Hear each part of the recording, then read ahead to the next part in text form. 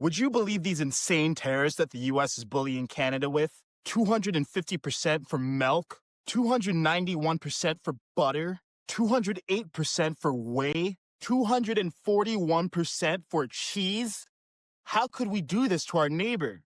Oh, wait, those are actually tariffs that Canada imposed on the US last year. Whereas for the same goods, we imposed the following tariffs: 10% for cheese, 10% for butter, 5% for milk, 0% for whey. It's interesting that since Trump announced tariffs, everyone became an econ PhD who's confident that they know exactly what tariffs will do to the economy. But while you've seen Trump fighting for tariffs, you haven't seen that before no one was fighting for us at all on the global scale. Now, how are tariffs going to affect the whole economy over the next year?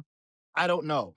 And no one else does either. But I do know that tariffs got Apple to build a new factory and hire 20,000 more Americans. I do know that the word is that Honda is building 210,000 of their next Honda Civics here in America instead of Mexico and giving Americans jobs. I do know that Taiwan Semiconductor announced that they're going to invest $100 billion to build up 5 new chip factories in the US, creating yet more jobs. I do know that tariffs are being used to pressure China, Mexico, and to a lesser extent, Canada, to stop the flow of fentanyl over our border and killing 70,000 Americans a year. Now, here's the thing with tariffs. They're one tactic in an economic strategy, and there are all sorts of ways that that tactic can get used. Sometimes they get deployed for short term, sometimes long term, sometimes they're actually used, and sometimes the threats of them gets used. Sometimes they're used to threaten Russia to end the war.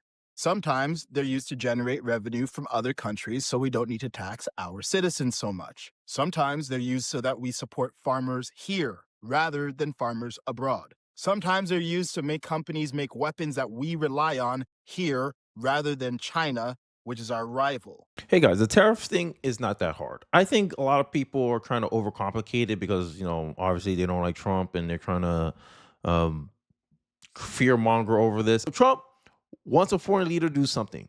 Trump suggests something unorthodox and hyperbolic. The left claims Trump is fascist, stupid, and that his plan will not work. Leader caves and give Trump his concessions. You are here. It's like the Trump. I talk about it. It's the Trump effect. Trump is using tariffs as a way to bolster national security. And as you saw from the intro, and I made sure, shout out to my dog Kazan. I made sure to give him as much leeway as I can because it highlights exactly examples, anecdotes. He shows you examples. Hey, you can use it to pressure someone. The threat of it can pressure someone because you had this guy from Canada threatening to shut down electricity on Minnesota. Like, imagine these blue states threatening to use that. 4 hours after President Trump escalates U.S. tariffs because Trump wasn't taking no prisoners. He was gonna double the tariffs on Canadian steel as retaliation because of the threat of them saying they're going to remove electricity from Americans. Make that make sense? And it highlights to the American people, damn, I didn't know we were dependent on Canada for energy. This is going to push this drive to be more self-sufficient. And I think this is what Trump is trying to do. And other people are seeing it too. But as usual, the left is going to fearmonger about this. I have a clip of Carrie. I have a clip of Kevin O'Leary debating it out with Abby Phillips about the state of the economy and all this stuff. And it's so funny how the left will complain about how, billionaires, they don't build anything. They're robber barons. They're taking advantage of the system. But at the same breath, they worrying about the bottom line of these billionaires. Because at the end of the day, I know personally, most Americans are not invested in the stock market. Many high-income individuals are invested in the stock market. So when the stock market goes up and down, it don't really affect American people's day-to-day life that much. But look at the results, right? Tariffs are going to increase pricing, right? But these things are what matters more to American people. Border crossings are down 93%. Eggs went down $1.08, 80 cents per dozen. Gas prices continue to fall. Inflation is down to 1.35%. Job growth, 93 private, aka 93% of new jobs are created here in the private sector, not in the government like Joe Biden's economy was. Zelensky caves to U.S., Ontario caves to U.S., the media quiet. These things is what matters to the American people. But do the media cover it? Do the media highlight it? No, they don't. And this is why the media gets labeled the way it gets labeled. The markets are going to learn. Let the deal maker make his deals. Commerce Secretary Howard Lutnick brokered today's truce with the Ontario Premier. What is really being accomplished with all of these 1 or 2 day tariffs that end up getting yanked? Well, when you're negotiating with someone and they're not paying attention and they're disagreeing, the president, who's the best deal maker ever to sit in that chair, is going to say, here's my response. And then all of a sudden, shockingly, they respond. And yet the prospect of an aggressive trade war has prompted both JP Morgan and Goldman Sachs to bump up the risk of a recession this year. Will these policies be worth it if they lead to a recession, even a short-term recession? These policies are the most important thing America has ever had. So it is worth it. It is worth it. I don't think the only reason there could possibly be a recession is because of the Biden nonsense that we had to live with. These policies produce revenues. So you're saying when it looks chaotic and unpredictable from the outside, that there actually is a master plan when it comes to these tariffs? It is not chaotic. And the only one who thinks it's chaotic is someone who's being silly. He said reciprocal tariffs. Nobody expected him to announce 50% tariffs this morning. He needed to break some guy in Ontario who said he was going to tax American energy 25%. The president of the United States in the White House says, oh, no, you won't, and breaks him. And you think that's chaotic? Donald Trump has done an amazing thing. He turned the GOP into the party of the working class, and working class voters love tariffs because they make their labor more rewarding for them. They get the American working class higher wages, which they can then use in the marketplace to compete against elites and to actually achieve the American dream. President Trump is teaching a generation of Republicans and business leaders how to build an amazing economy that will lift all boats, that will lift working class people as well as the stock market, and that will give the GOP a ruling majority for years and years to come. An economy based on love of country that will make America into the powerhouse of manufacturing, the superpower that it used to be. And I cannot get over the chutzpah of these business leaders sitting there whining about their quarterly reports while President Trump teaches them how to build an economy based on love of country and love of your neighbor. We should be listening and watching and saying thank you rather than whining and moaning. And it's exactly what it is. It's whining. These guys are like, they got so used to government money being filtered into the economy, being boosted artificially. Because, I got more time to think about the economy a little bit and why Biden's economy was so bad is the fact that Biden was supposed to allow a recession to happen. And he artificially propped up the economy using government money, creating government jobs, which fluffed up his job numbers. This is why I say government jobs should not be counted as part of our job numbers report.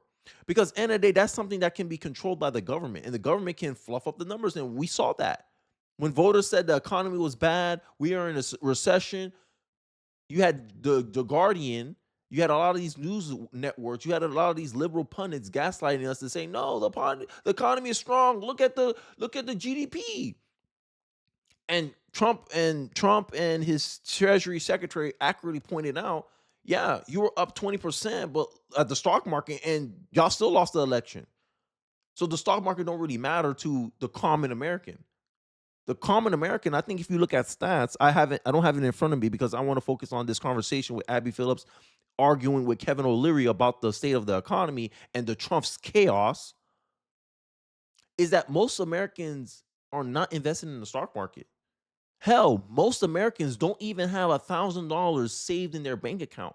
If you have at least $1,000 saved in your bank account, you have more money in your savings account than the average American on average. So if a group of people don't even have $1,000 in their savings account, you think they're invested in the market? This is why I think that Donald Trump has some leeway with what's going on. This is why I said Donald Trump got 6 months, but we already seen some of the effects. Hey, egg prices are down. Border crossings are down. All the jobs being created, majority of them were created in the private sector, not in the government.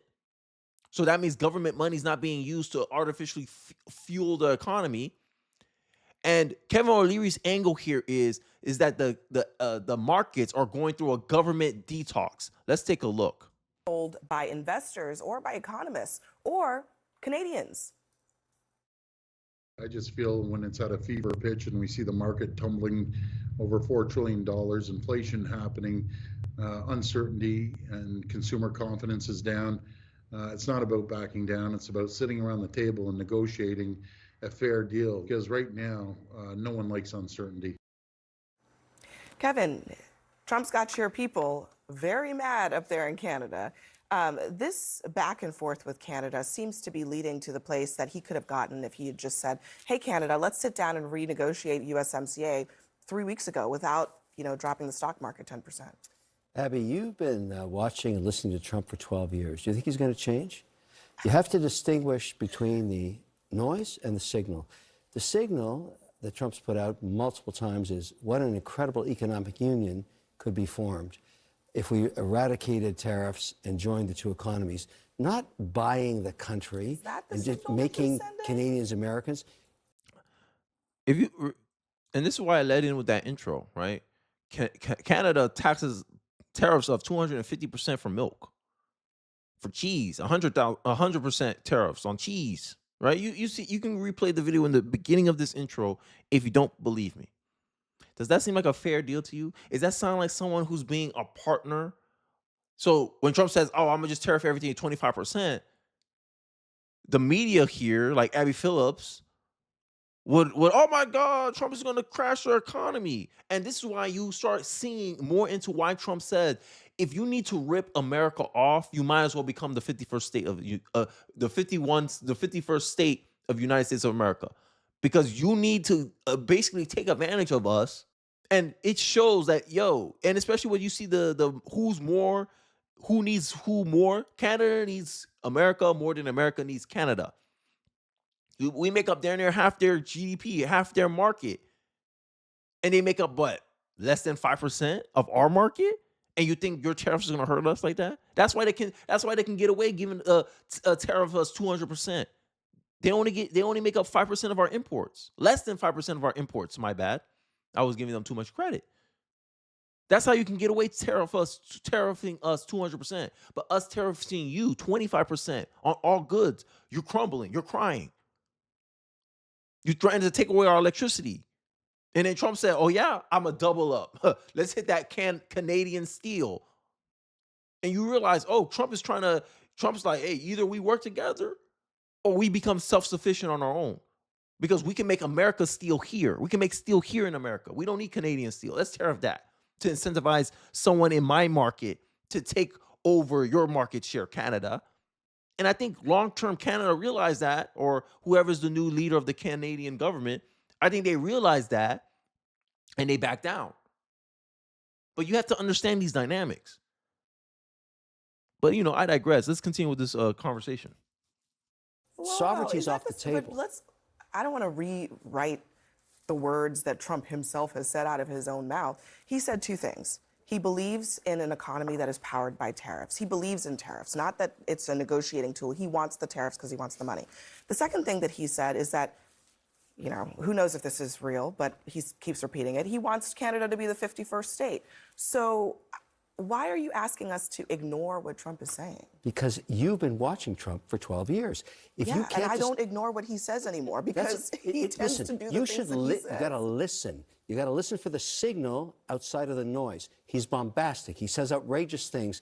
But from all that comes an interesting opportunity. In Canada, you've got the United States of America, the largest consumer market on earth, and Canada, the richest country on earth with everything everybody needs every day. You don't have to buy the country, and they're not selling their sovereignty, but if you get an economic union with no tariffs and maybe a common currency and maybe a common passport and maybe something that could be done around making sure that everything is equalized.